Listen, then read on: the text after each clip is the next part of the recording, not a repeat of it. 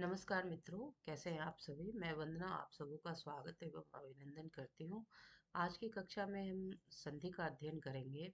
क्योंकि संधि एक बहुत ही आवश्यक अंग है हमारे। तो चलिए छोटे छोटे अंशों में हम अध्ययन करेंगे।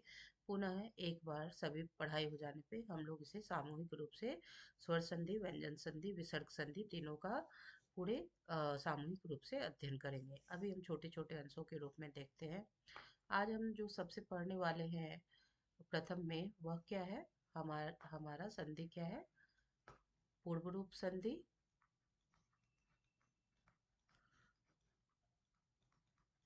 और दूसरी क्या है? पर रूप संधि।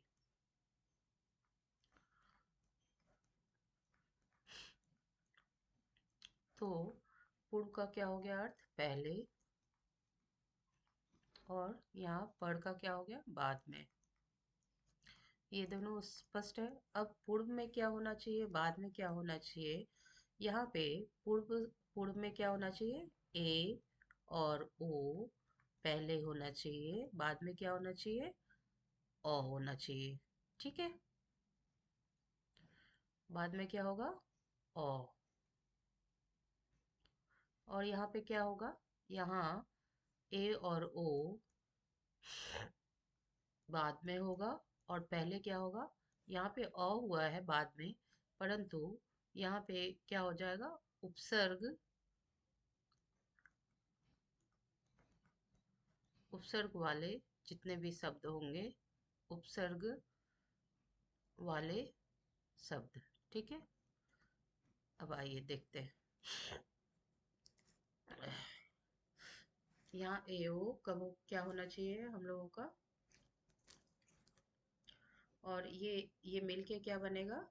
ये दोनों ये दोनों मिलके या ये दोनों मिलके क्या बनेंगे? अवग्रह बनेंगे। इक्वल टू अवग्रह। तो अब हम इसे उदाहरण से समझते हैं। ग्रामे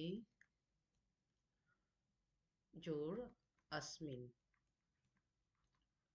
ये है। देखिए मैंने आपको क्या कहा? ए आना चाहिए बाद में।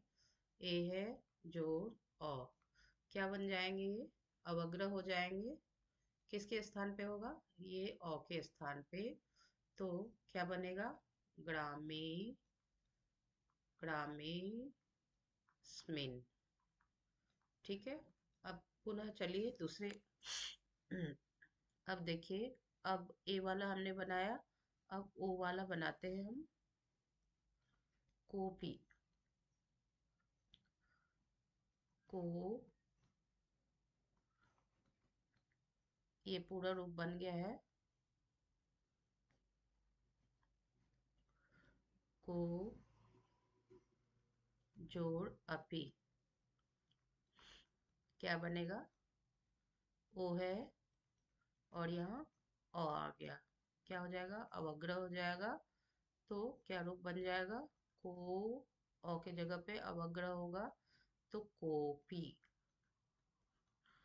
ठीक है। अब ये क्या हो सकता है? ये विसर्ग संधि भी हो सकता है, या फिर क्या होगा? ये पूर्व रूप संधि भी हो सकता है।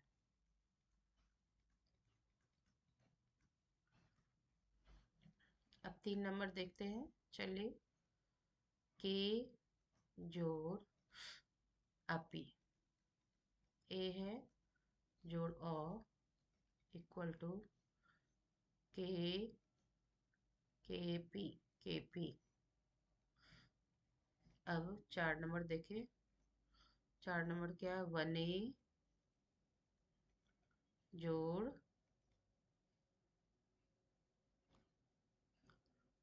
अस्म वने जोड़ अस्मिन।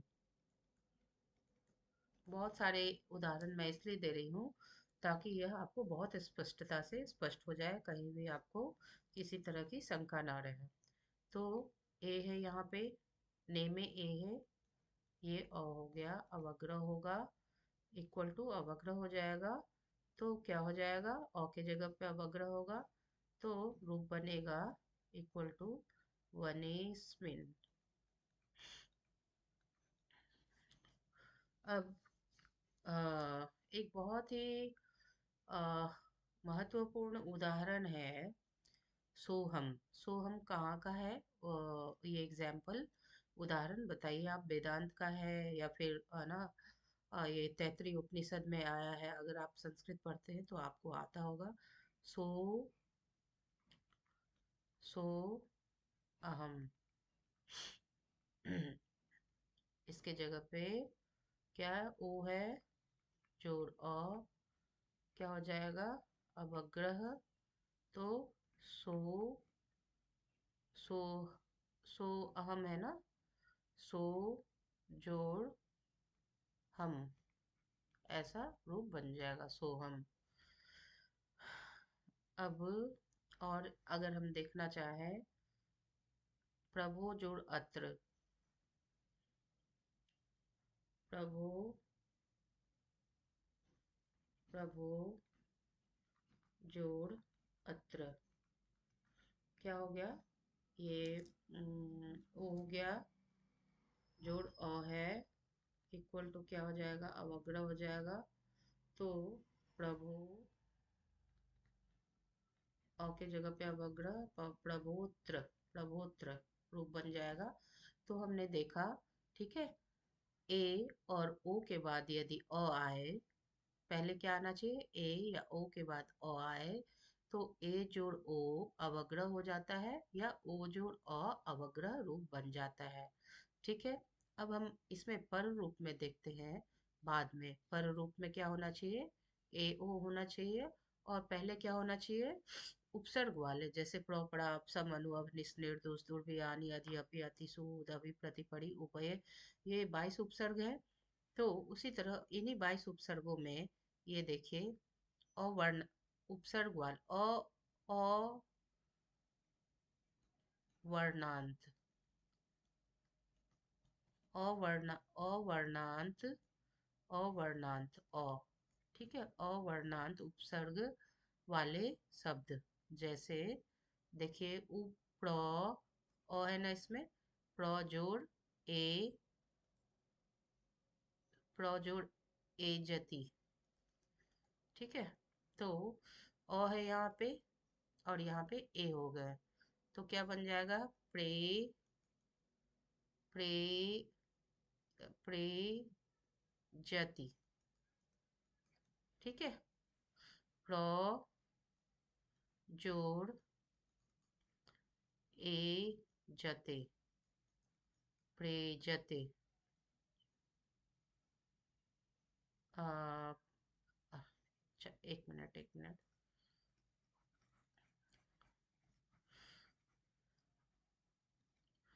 प्र, प्र जोड़ ए जते, क्या हो जाएगा? प्रेजते, प्रे, प्रेजते, ठीक है। अब उप, प में अ है, जोड़ ओसति, क्या बन जाएगा? उपोसति,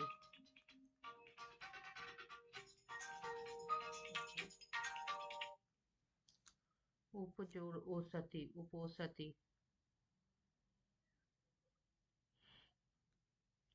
उपोसति, ठीक है, उप जोड़ ओसति, उपोसति। अब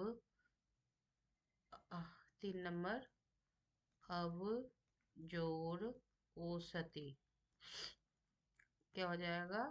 वो में अ है, अ, तो ये हो जाएगा अवो, अवोसति, क्षम्यताम, अवोसति।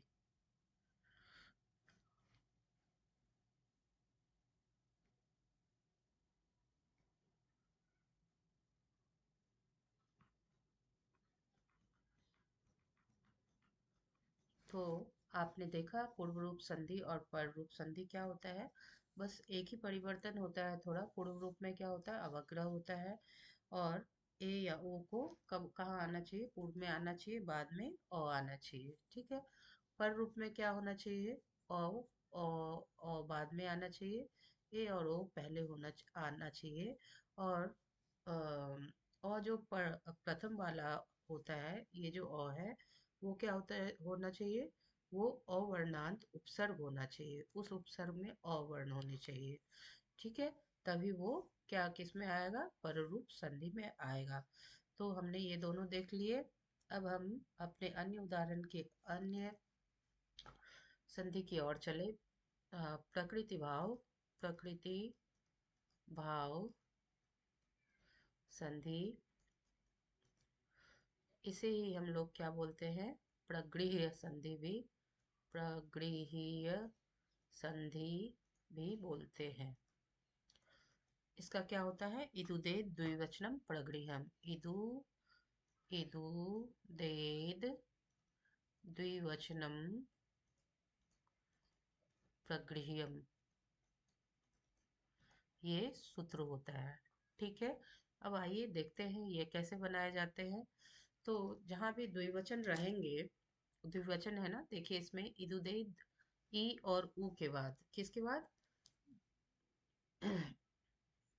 इदुदेद है, इदु दीर्घी, और ऊ के बाद दीर्घी, दीर्घी, दीर्घ ऊ, और इदु दे ए, दीर्घु, दीर्घी, दीर्घु और ए के बाद जहां भी आपको द्विवचन वाले शब्द मिले, ठीक है, द्विवचन हो, तो क्या हो जाता है, द्विवचन वाले शब्द हो तो उसका रूप एज इट इज ही बनता है, उसमें किसी तरह का परिवर्तन नहीं होता है। आइए देखें, हरी जोड़ ए, ए तो,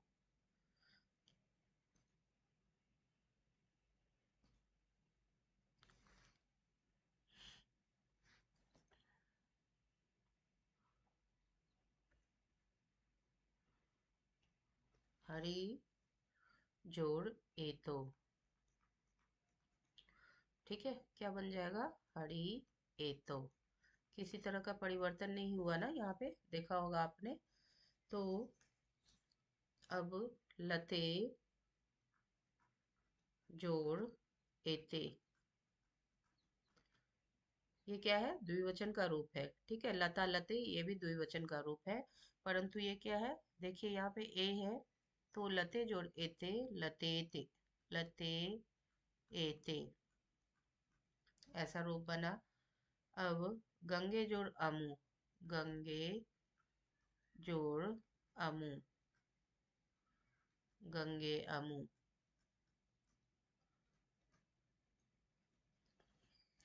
ये हम लोगों ने देख लिया। तो यथावत रूप ही बनेंगे इसके सारे के, कैसे, यथावत रूप बनेंगे। तो मुझे लगता है अगर मैं थोड़ा भी स्पष्ट कर पाई हूँ तो आप बताएं।